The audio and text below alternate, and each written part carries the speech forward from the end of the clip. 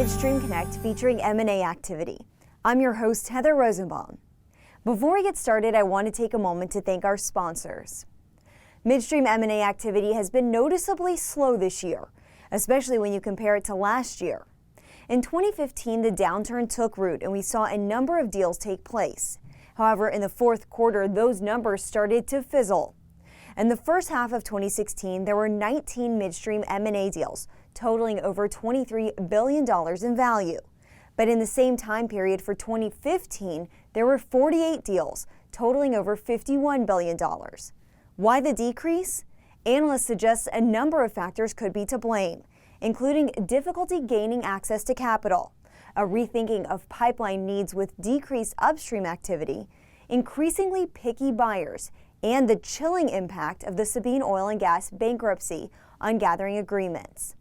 U.S. Energy and Natural Resources sector leader at KPMG, Regina Mayer, sat down with us to discuss more on midstream M&A trends. Let's listen in. The industry has been predicting this massive wave of mergers and acquisitions as companies are teetering on the brink of bankruptcy. Folks have put a lot of stock into the borrowing base redetermination and what the banks might do to call in the debt sooner rather than later. Frankly, we haven't seen that materialize in the drastic wave that we would have expected. Clearly, there are bankruptcies, and those are very painful. I don't want to minimize what's happening there at all, but we haven't seen the large wave that we would have expected.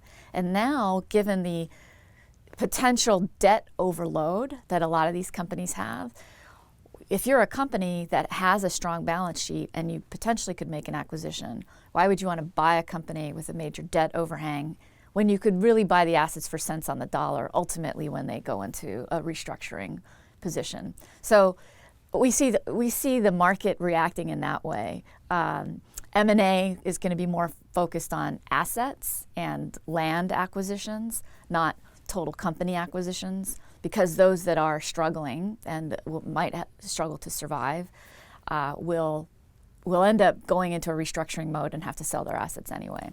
So that's part of why we haven't seen a massive wave of corporate level M&A activity. And this is borne out in the survey that we did. Most of the executives that we've surveyed expect that they will go through an M&A process, I think 90+% in the next 2 to 3 years.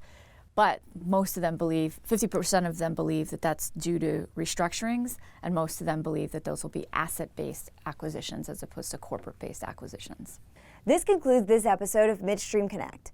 We want to take a moment to thank our sponsors and you, our viewers. Until next time, let's stay connected.